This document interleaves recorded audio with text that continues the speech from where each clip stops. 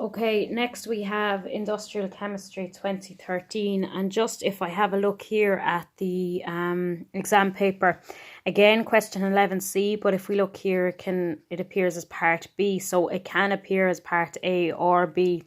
And you're asked answer the following questions with respect to the chemical industry. So firstly, you're asked to distinguish between the terms feedstock and raw materials. Okay, so this is what I've given to you in your notes. My raw materials are used to produce the feedstock.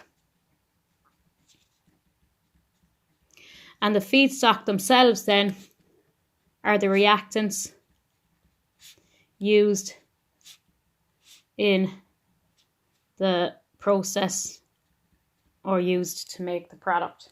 Okay, part 2, explain whether labour costs are a fixed cost or a variable cost. So you're asked to explain. So firstly, they're a fixed cost. And the reason why is because the wages must be paid regardless of production.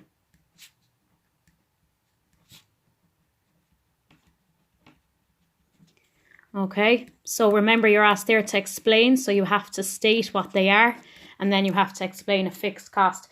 Now, you would get your marks there for accepting a variable costs, and the reason why is because firstly salaries can differ from person to person, okay, particularly if you have temporary and permanent staff. And you'd also have workers on different contracts. So you would actually get your marks for a variable there, but in general, wages are considered a fixed cost. Part 3, why are glass and steel widely used as the materials for the reaction vessels in the chemical industry? Okay, and the reason why is that anytime you're using glass or steel, they are unreactive. Okay, so glass and steel tend not to react. That's why they're used, steel particularly in bridges.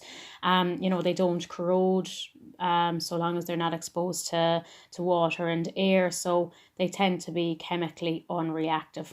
Okay, and they're also generally hard wearing, so they last a long amount of time.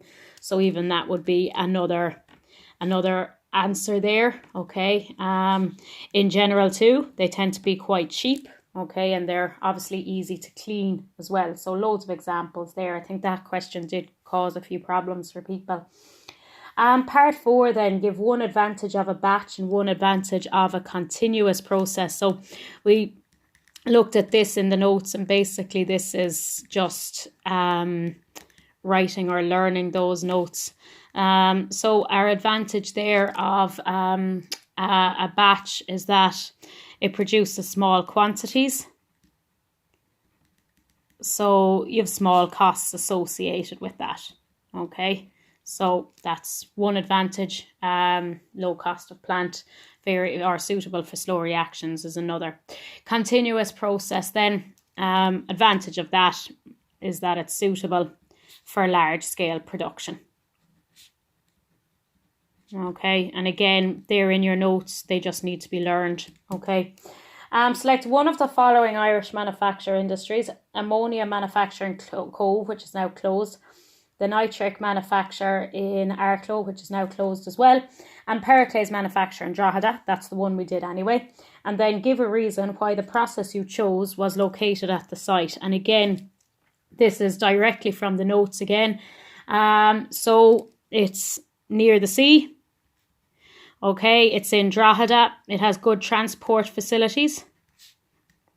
Okay, it's near a quarry, so your availability of limestone, and there's going to be a myriad of answers here. Okay, the River Boyne is nearby. Okay, which gives it its water. Obviously, it has a good road and rail network.